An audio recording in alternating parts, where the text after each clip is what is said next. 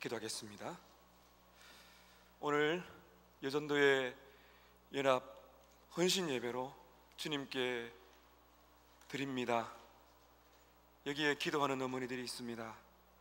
교회 구석구석을 돌아보며 시간과 눈물과 땀을 흘려 주님의 몸된 교회 사랑으로 섬기는 귀한 여성도들이 여기에 있습니다. 한국교회가 여성도들의 헌신과 눈물에 힘입어서 부흥을 경험했듯이 우리 서만화교회에 우리 모든 믿음의 어머니들을 주님이 복 주셔서 때를 따라 돕는 은혜를 얻기 위해서 은혜의 보좌를 떠나지 아니하고 말씀을 찾고 그 말씀을 살고 더 풍성한 꼴을 먹고 그것을 인하여서 가정이 복을 받는 놀라운 믿음의 통로, 복의 통로가 되게 하여 주시옵소서. 각 가정의 식구들을 기억해 주시고 살아나는 어린 자녀들을 두고 또 출가하는 자녀들, 기도하는 어머니들의 눈물을 주님이 들어주셔서 살아계신 하나님을 경험하고 하나님을 영화롭게 하는 복된 가정들로 삼아주시기를 간절히 원합니다. 혹시나 질병으로 고통받는 여성들이 있다면 하나님께서 찾아가셔서 만져주시고 치료의 손길을 허락하여 주시옵소서. 아름다운 여성을 통해서 서만화교회가 더 하나님께 영광 돌려드리는 귀한 복의 통로가 되기를 축복하며 살아계신 예수님의 이름으로 기도하옵나이다. 아멘. 1년이 참 빨리 가는 것 같습니다. 작년에 우리 여전도의 헌신 예배 제가 드렸던 말씀까지 기억나는데 이렇게 또 귀한 찬양으로 섬겨주시고 또 우리 여전도의 또 임원들 그리고 회원들과 오늘 이렇게 아름다운 찬양을 주신 여러분께 또한 감사를 또 드립니다. 제가 기도를 드렸지만은 한국교회 역사를 보게 되면 여성들의 어머니들의 기도가 있었습니다. 그 사경회 때 수십 킬로를 아이를 데리고 가는 어머니들, 기도하는 무릎, 그 마룻바닥에 기도하는 어머니들, 이런 모습들이 유산으로 많이 남아 있는데 우리 서만화교회 우리 여전도의 여성도들께서는 참 그런 아름다운 믿음의 유산을 이어받아서 기도하는 어머니의 눈물 있는 곳에 그 자녀는 은혜 가운데 있다는 사실을 기억하시고 혹시나 어려움이 있다 할지라도 기도의 눈물을 멈추지 마시기를 축복합니다. 네, 오늘 이어서 우리가 은혜의 교리를 보게 됩니다. 무조건적인 선택이라는 주제를 가게 됩니다.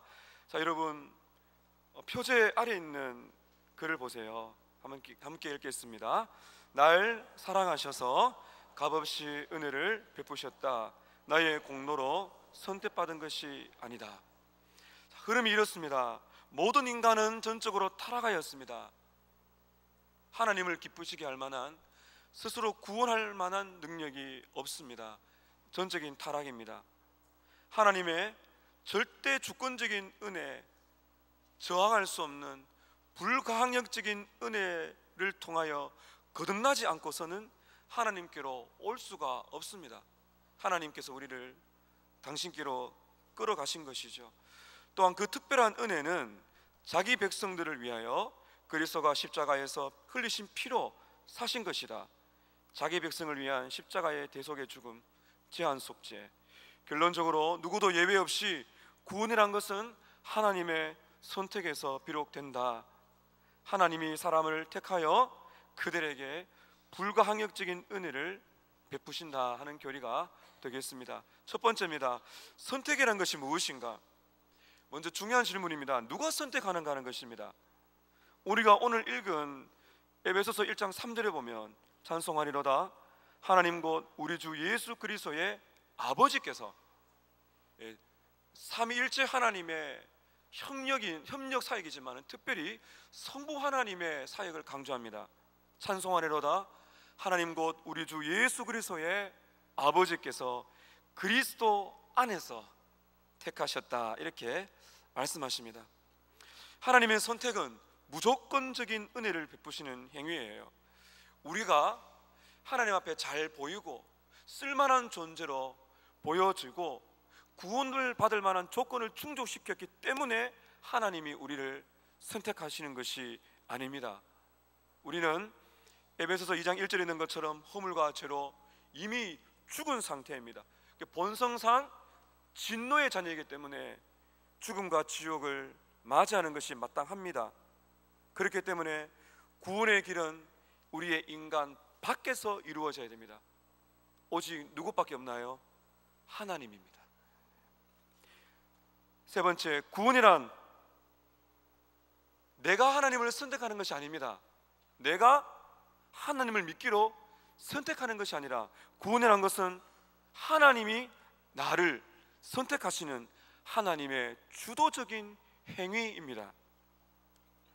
4번에 결국 택함받은 사람들은 하나님의 주도적인, 하나님이 나를 찾아오시는 그 주도적인 행위로 말미암아서 우리가 회개하고 예수를 믿어 구원을 얻게 되는 것입니다. 5번에 보시면 구원이란 것은 최종 구원까지 무조건적이라는 말은 아닙니다. 예수를 믿어야 구원을 받죠. 여러분, 그렇죠? 예수를 믿어야 구원을 받습니다. 그러나 그 믿음은 선택의 조건이나 원인이 아니라 하나님의 선물입니다. 믿음은 하나님의 선물입니다. 그래서 선택은 선택하셨기 때문에 믿음이 우리 안에 가능해지게 되는 것입니다. 6번에 하나님이 창세전에 그리스도 안에서 우리를 택하셨기 때문에, 여러분, 하나님의 택함은 우리가 나중에도 보겠지만은 그 시간적인 개념이 있습니다. 언제, 누구 안에서, 언제, 무엇을 위해서, 이런 질문을 제가 계속 드릴 거예요. 누가 선택하셨나요? 하나님께서요. 언제 선택하셨나요? 창세전에. 여러분, 이것을 한번 생각해 보세요. 시간의 개념을 우리는 따라갈 수 없습니다. 세상을 창조하시기 전에 하나님의 무한한 계획 속에 멸망받을 인류 중에서 당신의 백성들을 선택하셨다. 그렇기 때문에 예수님이 우리를 위하여 죽으신 것입니다.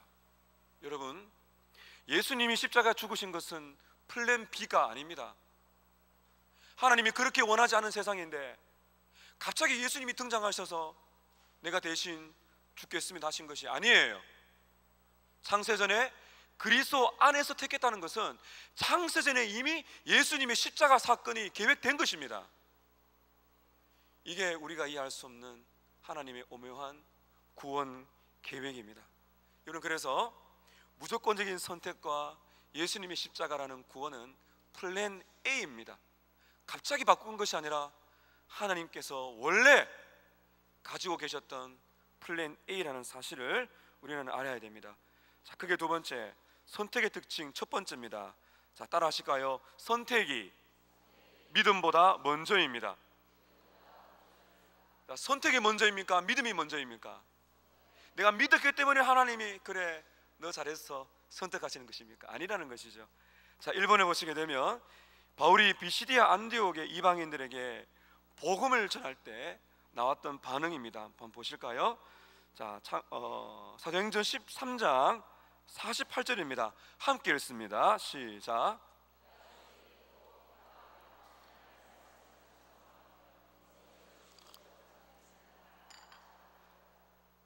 누가 믿었나요?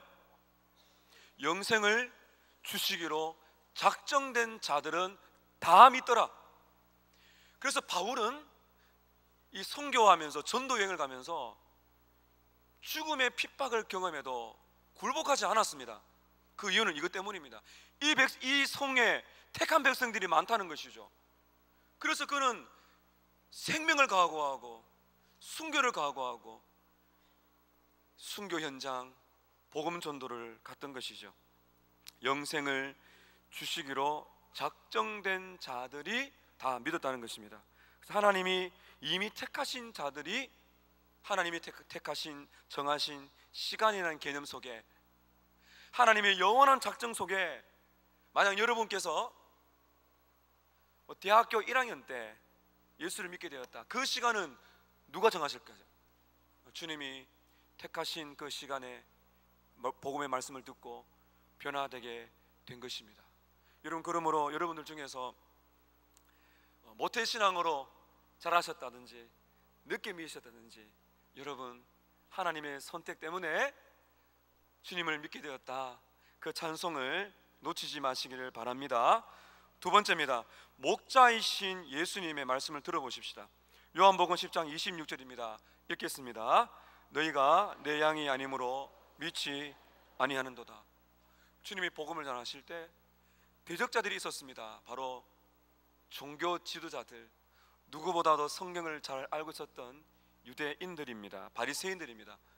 그들이 예수님을 믿지 않은 이유는 주님의 양이 아니기 때문입니다. 누가 예수님의 양인지는 우리가 믿기도 전부터 하나님이 정해두셨다고 말합니다. 요한복음 8장 47절 읽습니다. 시작. 하나님께 속한 자는 하나님의 말씀을 듣나니 너희가 듣지 아니함은 하나님께 속하지 아니하였음이로다. 예수님의 말씀이에요. 하나님의 속한 자, 하나님의 백성들, 택함받은 백성들은 하나님의 말씀을 듣나니 말씀을 듣지 않는 이유는 하나님의 택한 백성이 아니기 때문이다. 이렇게 말씀하고 계신 것입니다.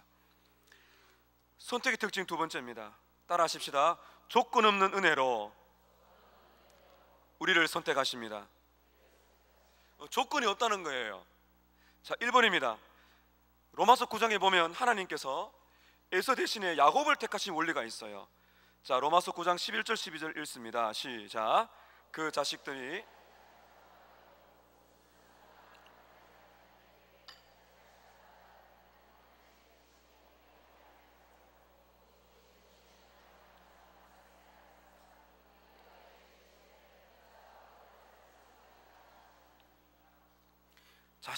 아직 나지도 아니하고 선이나 악을 행하지 아니한 때 무엇을 따라? 택하심을 따라 되는 하나님의 뜻. 그래서 택함이라는 하나님의 뜻이라는 것입니다. 하나님의 계획인 것입니다. 행위로 말미암지 않고, 인간의 행위, 에서와 야곱의 행위가 아니라 오직 그들을 부르시는 주권적인 하나님의 자유로 말미암아 서게 한다는 거죠. 하나님의 계획이 서게 하기 위해서 리브가에게 이르셨습니다. 큰 자가 어린 자를 섬길 것이다. 두 번째, 하나님의 무조건적인 선택이 성립되는 이유가 있습니다. 그 위에 말씀 보시면 이렇게 되어 있죠. 태어나거나 무슨 선악을 행하기 전부터 이루어졌어요. 분명히 그렇게 말하고 있습니다. 인간의 행위와는 무관하다는 것입니다. 나의 공로, 나의 자랑, 나의 업적과는 무관하게 그들이 태어나거나 선악을 행하기 전부터 하나님은 택하셨다는 거예요. 그래서 무조건적이라는 것입니다. 조건을 두고 그래, 네가 이렇게 한번 살아봐, 이렇게 살아보고 이 조건이 맞으면 너를 택할 것이다, 그것이 아니라 무조건적인 선택이라는 것입니다. 이것이 바로 하나님의 전적인 은혜요 긍휼의 결과입니다. 3번에 사람에게는, 우리들에게는 긍휼을 받을 자격이 없습니다. 여러분 자신을 바라보세요. 긍휼을 받을 만한 자격이 있나요? 그 다음에 하나님의 긍휼을 유발할 능력이 없습니다. 우리가 하나님의 긍휼을 가지고 올 만한 능력이 없다는 것이죠. 우리가 긍휼을 받는 것은 오직 하나, 하나님의 자유로운 선택을 통해서만 가능하다는 것입니다. 자, 뒷장입니다. 로마서 9장 15절 16절. 자, 거기 하나님께서 내가라고 말씀하시죠. 그 부분을 잘 보시면서 함께 읽겠습니다. 시작. 내가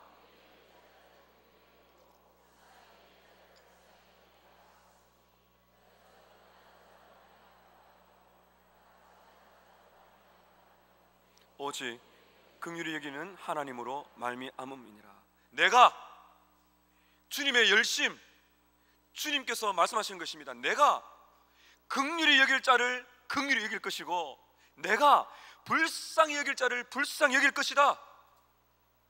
어느 누구도 토를 달 수가 없는 거예요. 하나님의 절대적인 자유로운 주권입니다. 내가 불쌍히 여길 자를 불쌍히 여길 것이다. 그런즉 원하는 자로 말미암음도 아니요 다른 박질, 이 말이라는 것은 인간의 원함, 인간의 노력이 아니라는 것입니다. 오직 긍휼히 여기시는 하나님으로 선택이 되었다. 4번에 인간의 공로가 아닌 오직 하나님의 사랑으로 선택되었다, 이렇게 결론을 맺을 수가 있습니다. 신명기 7장 7절 8절 읽습니다. 시작. 여호와께서 너희를 기뻐하시고 너희를 택하심은 너희가 다른 민족보다 수요가 많기 때문이 아니니라. 모든 민족 중에 가장 적으니라. 여호와께서 다만 너희를 사랑하심으로 말미암아 너희의 조상들에게 하신 맹세를 지키려 하심으로 말미암아 자기의 권능의 손으로 너희를 인도하여 내시되 너희를 그 종 되었던 집에서 애굽 왕 바로의 손에서 속량하셨나니. 여러분 잘 보십시오. 하나님의 택함은 하나님의 기쁨입니다. 따라하실까요? 하나님의 택하심은 하나님의 기쁨입니다. 말씀되어 있죠. 여호와께서 너희를 어떠하시고요? 즐거이 부르며 기뻐하시니라. 하나님께서 택하실 때 하나님의 마음을 말하고 있는 것입니다. 하나님의 기쁨입니다. 하나님께서 무한한 기쁨을 가지고 계셨어요. 삼위 하나님이 영원 전부터 기뻐하셨다는 것이죠. 기뻐하시고 당신의 백성들을 택하셨다. 그 택하심은, 여러분 왜 이스라엘을 본보기로 택하셨을까요? 본보기죠. 이스라엘이 다른 민족보다 수요가 많기 때문이 아니고요, 모든 민족 중에 가장 작다, 본보기로 삼으신 거예요. 아마 그들이 최고의 강대국이었다면 자랑할 것이 있었을 것입니다. 그러나 하나님은 본보기로 의도적으로 가장 작은 민족인 이스라엘을 택하셨다는 것이죠. 왜냐하면 그들의 자랑할 것이 아니라 오직 절대적인 하나님의 사랑이라는 것을 강조하기 위함인 것입니다. 여러분 그 다음에 이는 줄을 끄셔야 돼요. 따라 하실까요? 여호와께서 다만 너희를 사랑하심으로 말미암아.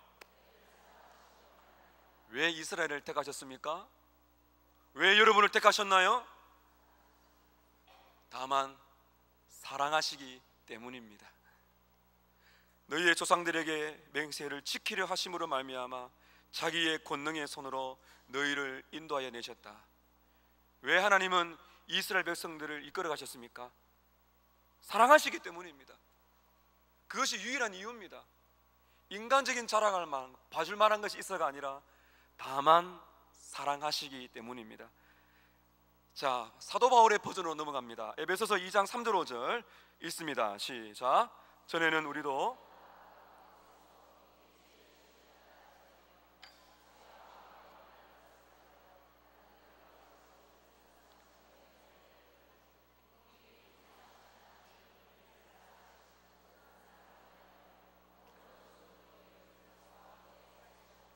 너희는 은혜로 구원을 받은 것이라. 여러분 여기서 시간의 관점을 잘 보세요. 전에는, 지금 언제를 말하고 있는 거예요? 구원을 받고 나서 깨달은 것입니다. 구원을 받고 나서, 구원을 받기 전과 구원을 받은 후에 그 시간의 개념을 바울이 지금 말하고 있는 것이에요. 전에는, 예수 그리스도를 믿기 전에는, 구원을 받기 전에는 우리도 다 그 가운데서 육체의 욕심을 따라 지내고 육체와 마음에 원하는 것을 하여 다른 이들과 같이 본질상 진노의 자녀이었다. 이게 우리는 누굽니까? 에베소 교회 성도들을 말하는 것입니다. 에베소서는 에베소에 있는 교회 성도들을 말하는 것이죠. 우리 믿는 자들은 전에는 똑같이 욕망대로 살아가다가 영원히 죽을 수밖에 없는 본질상 진노의 자녀이었다. 어떻게 구원을 받았나요?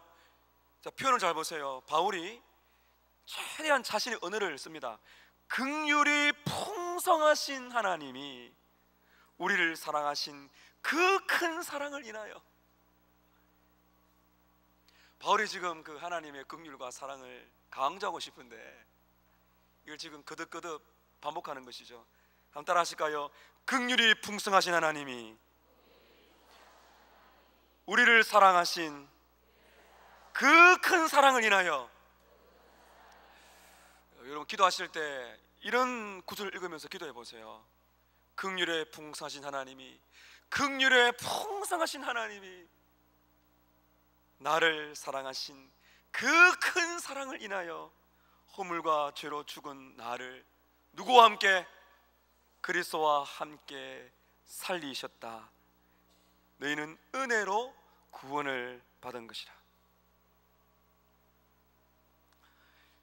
자, 적용입니다. 선택의 교리가 우리에게 어떤 적용이 되어질까요? 첫 번째는 이 선택의 교리를 묵상하면 첫 번째 우리의 반응은 사랑입니다. 두 가지를 우리가 말할 수 있습니다. 우리를 향한 하나님의 사랑에 감격하는 것입니다. 여러분 죄송하지만 피곤하신 분이 계신 것 같아요. 좀 깨우세요. 옆에 눈을 좀 뜨세요. 우리를 향한 하나님의 사랑에 감격하는 것이죠.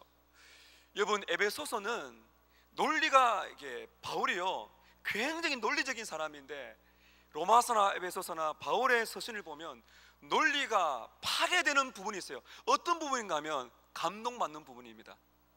찬송하리로다 우리 주 예수 그리스도의 아버지께서 창세전에 우리를 택하사 긍휼에 풍성하신 하나님이 그 큰 사랑을 인하여. 굉장히 이성적인 사람이 불붙는 논리로 지금 찬송하고 있는 것이죠. 여러분 창세전에 시간 계산이 되십니까? 영원 전부터 하나님의 특별한 사랑을 받았어요. 자, 여러분 우리는 언제부터 하나님의 사랑을 받았을까요? 어제부터요? 여러분이 예수를 믿겠다 하신 그때부터요? 아니라는 것입니다. 영원 전부터, 창세전에 시작된 하나님의 사랑은, 태초부터 시작된 하나님의 사랑은, 굉장히 성경적인 가사입니다. 태초부터 시작된 하나님의 사랑이 오늘의 내가 깨달아지고 알게 되는 것입니다. 팀켈러 목사님이 이렇게 말합니다. 하나님이 내가 쓸만해서 사랑하는 것이 아니라 하나님이 나를 사랑하시는 이유는 나를 사랑하시기 때문이다. 하나님께서 나를 사랑하시는 이유는 나를 사랑하시기 때문이다. 한번 따라 하실까요? 하나님이 내가 쓸만해서 사랑하시는 것이 아니라 나를 사랑하시기 때문이다. 나를 향한 그분의 사랑은 시작도 없고 끝이 없다는 것입니다. 요한복음 13장에 보세요. 예수님께서 자기 때가 이른 줄 아시고 누구 사람을요? 자기 사람을, 자기의 사람을 사랑하시되 어떻게 사랑하신다고요? 끝까지 사랑하시니라. 여기 이제 견인까지 갑니다. 태초부터 시작된 하나님의 사랑은 영원전부터 영원후까지, 그 사랑을 여러분 생각해 보십시오. 그래서 우리는 우리를 향한 하나님의 사랑의 깊이와 넓이와 높이를 보면서 감격하게 되는 것입니다. 이 하나님, 우리를 향한 하나님의 사랑을 깨달은 성도는 두 번째, 하나님을 향한 우리의 사랑이 불붙게 되는 것입니다. 여러분 하나님의 그 사랑을 깨달았을 때 우리 성도는 어떻게 될까요? 이 가슴이 뜨거워지는 거예요. 하나님을 향한 사랑으로. 우리를 향한 하나님의 사랑이 불붙게 되면 불이 붙여지는 것이죠. 우리가 하나님을 향한 사랑으로 가는 것입니다. 요한복음 21장에 예수께서 그 배반한 부인한 제자 베드로를 찾아오셔서 뭐라고 물으십니까? 딱 한마디죠. 한번 말씀해 보시죠. 뭐라고 말씀하셨어요? 내가 나를 사랑하느냐? 여러분 예수님의 뉘앙스를 잘 보세요. 실패한 제자를 향해서 네가 나를 사랑하느냐 3번을 물으셨습니다. 그것은 베드로 안에 있는 꺼져가는 심지 그 사랑을 불꽃을 일으키시는 거예요. 잘 보세요. 요한의 아들 시몬아, 내가 나를 사랑하느냐? 이 질문 배후에는 주님의 어떤 고백이 있을까요? 요한의 아들 시몬아, 내가 너를 사랑한다는 것입니다. 네가 실패해도 넘어져도 요한의 아들 시몬아, 내가 나를 사랑하느냐? 이 뒤에는 아들아, 내가 너를 사랑한다. 이것이 지금 반복되는 것이죠. 그 예수님의 마음이 전달되었을 때 베드로가 뭐라 말합니까? 주님이 아십니다. 세 번째 말하면서 근심하며 이르되, 이것은 사랑이 불붙는 것이죠. 주여, 내가 주님을 사랑하는 줄을 주님이 아시나이다. 무조건적인 선택은 하나님의 불붙는 사랑을 말해줍니다. 여러분, 그래서 우리는 이 무조건적인 선택의 말씀을 읽게 되면서 하나님의 그 사랑에 감격하고 주를 향한 사랑으로 다시 한번 뜨거워져야 되는 것입니다. 두 번째는, 선택에 교리된 우리의 반응 두 번째는 겸손입니다. 선택이란 것은 우리로 하여금 교만과 엘리트주의를 만들지 않습니다. 하나님께 택함을 받았다는 자체가 교만해지게 한다든지 무엇인가 나는 특별한 존재라는 엘리트주의에 빠지게 되면 그것은 잘못된 것이라는 것이죠. 선택의 교리는 오히려 우리들을 위한 겸손한 교리입니다. 여러분, 우리는 모릅니다. 하나님께서 누구를 택하셨는지 우리는 모릅니다. 왜 그렇게 하셨는지 여러분, 우리는 하나님께 묻고 싶어도 따져서는 안 됩니다.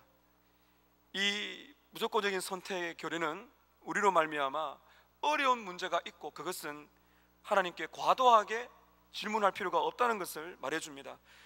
로마서 9장 20절에서 21절 함께 읽겠습니다. 시작. 이 사람아, 내가 누구에게 감히 하나님께 반문하느냐? 시험을 받은 물건이 어찌 나를 이같이 만들었느냐 하겠느냐? 토기장이가 진흙 한 덩이로 하나는 귀 있을 그릇을, 하나는 천 있을 그릇을 만들 고난이 없겠느냐? 이 사람아, 질문이 많지. 그런데 너는 누구이기에 감히 하나님께 자꾸 반문하느냐? 바울이 말하는 것이죠. 지음을 받은 물건이 어찌 지은 자에게 날 이같이 만들었냐고 말할 수가 없다는 것이죠. 하나님은 토기장입니다. 하나님은 원하는 대로 흙을 가지고 귀 있을 그릇을, 천 있을 그릇을 만든다는 것이죠. 그래서 여러분, 우리는 질문이 많습니다. 저도 대학교 때 하나님의 선택의 교리 때문에 너무너무 힘이 들었어요. 저는 믿었죠. 근데 너무 하나님이 공의롭지 않는 거죠. 왜 하나님은 누구를 택하고 누구를 택하지 않았는가? 여러분, 제가요 그 질문 때문에 수년간 마음 힘들었어요. 하나님 이상한 분이시다. 그 하나님의 주권, 이런 단어가 힘들었습니다. 그런데 제가 은혜를 받고 나니까 하나님이 이렇게 말씀하시는 거예요. 내가 너를 택한 이유가 있는 줄 아느냐? 그저 사랑하기 때문에.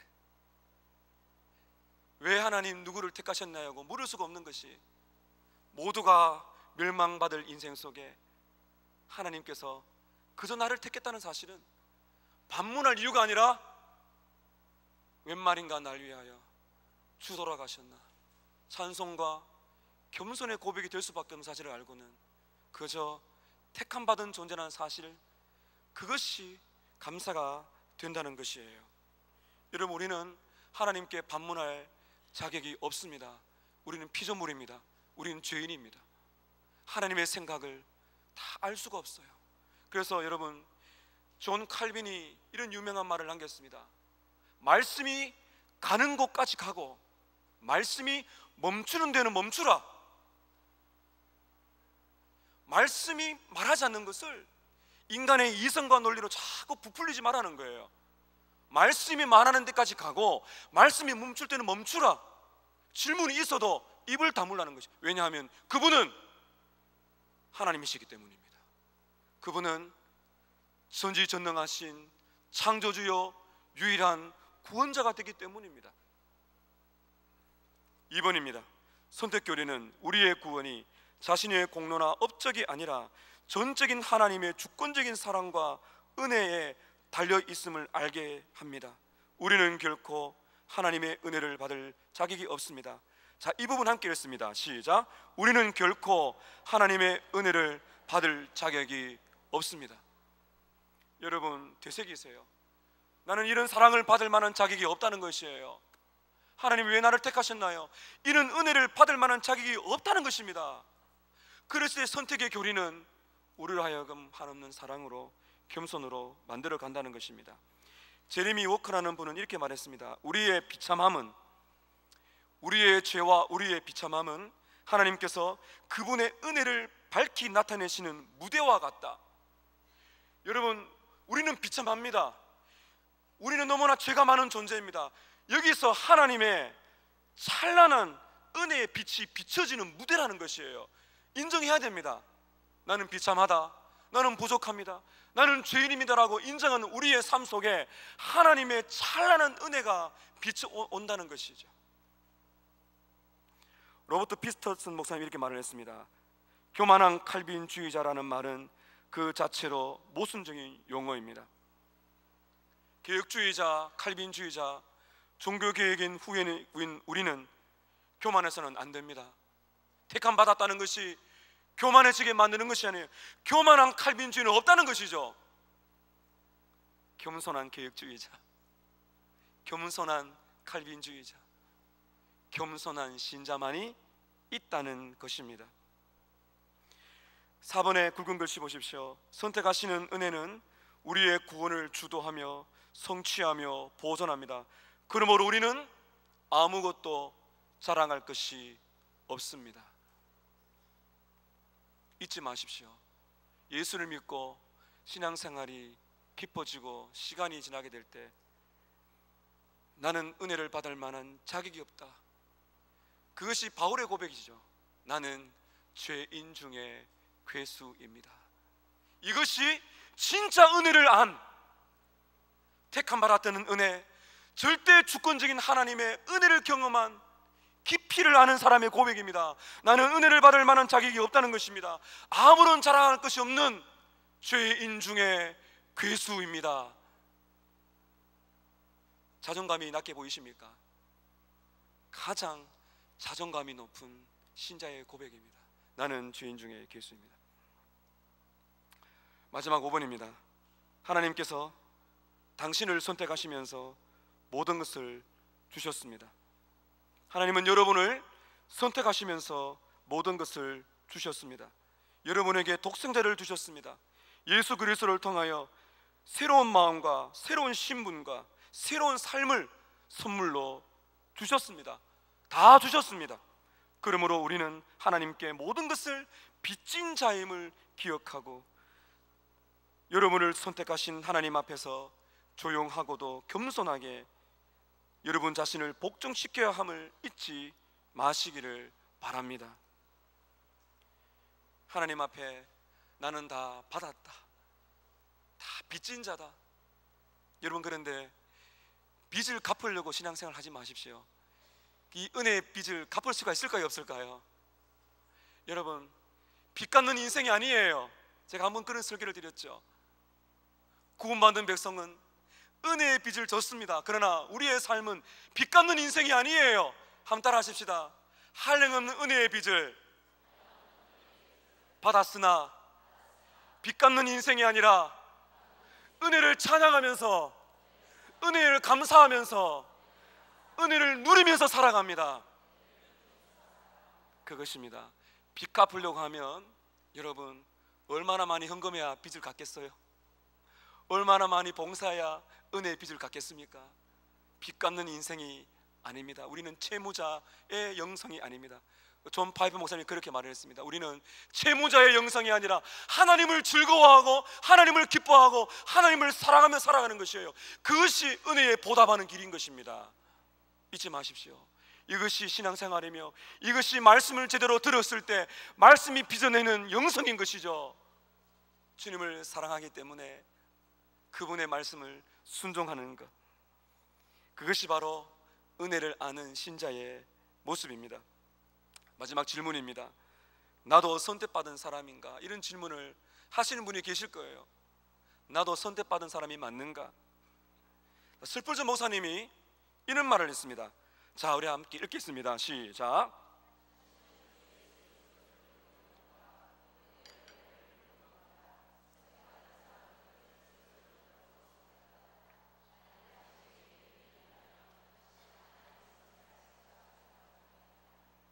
여러분께서는 주 예수 그리스도를 믿고 있습니까? 그분의 보혈을 믿습니까? 십자가의 은혜를 믿습니까?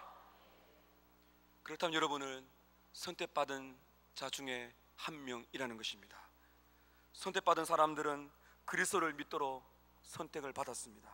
그러므로 내가 예수를 믿게 되었다는 것은 갚을 길이 없는, 갚을 수가 없고 갚을 길이 없는 은혜, 오늘 그 은혜에 감격하여 한 주간을 은혜에 잠겨서 은혜의 닻을 내리고 그 은혜의 항구에 여러분 충분히 누리시는 그런 삶을 살아가시기를 축복합니다. 같이 한번 기도하십시다. 하나님이 사랑하시기 때문에 나를 선택하셨습니다. 이 무한한 은혜를 알고 그분을 사랑하고 기뻐하고 한없이 겸손하게 그 은혜를 누리며 엎드리며 살아가는 우리가 되게 하옵소서. 이렇게 한번 여러분 은혜에 감사하는 우리 기도를 드리십시다. 함께 기도하겠습니다. 하나님 아버지 감사합니다.